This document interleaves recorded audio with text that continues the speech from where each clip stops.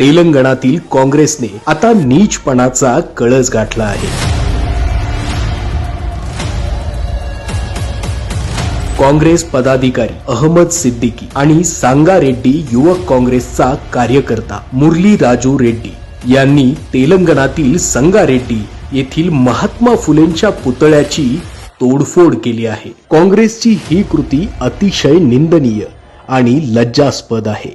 पोलिसांच्या उपस्थितीत केलेला हा हल्ला फक्त एका पुतळ्यावरच नाही तर सामाजिक न्याय, स्त्री शिक्षण आणि मानवतावादी विचारसरणीवर केलेला हल्ला आहे। 1948 मध्ये देशातील पहिली मुलींची शाळा उघडणारे, जाती व्यवस्थेविरुद्ध क्रांती घडवून आणणारे, दलित, मागास आणि स्त्रियांना संघटित करणारे महात्मा फुले महाराष्ट्रासाठी आराध्य आहेत आणि म्हणूनच त्यांच्या स्मारकावर केलेला हा हल्ला म्हणजे महाराष्ट्रावर केलेला हल्ला आहे।